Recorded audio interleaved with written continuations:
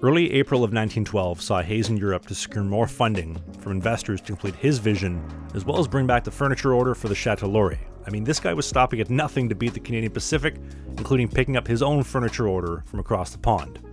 And Hayes was also attempting to secure a deal with the White Star Line to have them bring passengers across the Atlantic and exclusively on the Grand Trunk Pacific passenger trains en route to the Pacific and Prince Rupert, since Canadian Pacific already had their own fleet of steamships and he didn't.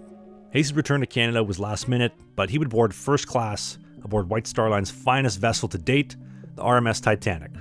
And while his wife and daughter would survive the sinking that night, at 2 a.m. on April 15, 1912, Hayes and his secretary plunged into the icy North Atlantic waters, perishing, and 2 weeks later, the grand opening was replaced with his funeral, and at 11:30 a.m., all Grand Trunk Pacific passenger trains slowed to a halt for 5 minutes and a moment of silence in respect to honor their leader and visionary, who never saw his transcontinental route completed or a single railway hotel. From the bust of Sir Wilfrid Laurier at the entrance of the hotel, which he absolutely despised by the way, to the grand hallways, no shortage of beautiful chandeliers lining the ceilings, the jaw-dropping ballrooms, all of which absolutely steeped in Canadian history, including the only piece of the original furniture order that survived the Titanic sinking, because it arrived 5 minutes late for loading and was shipped on the next ocean liner, and the Titanic connection actually runs deeper than that.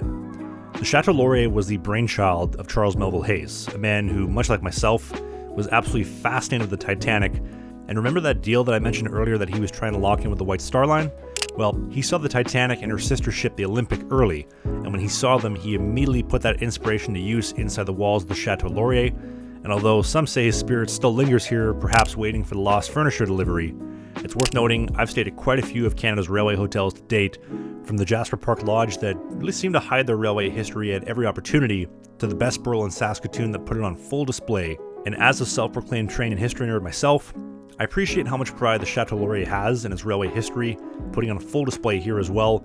These suites are head to toe decked in art and craftsmanship, and the Hayes suite specifically was modeled identical to the parlor suite he would have stayed in on board the Titanic.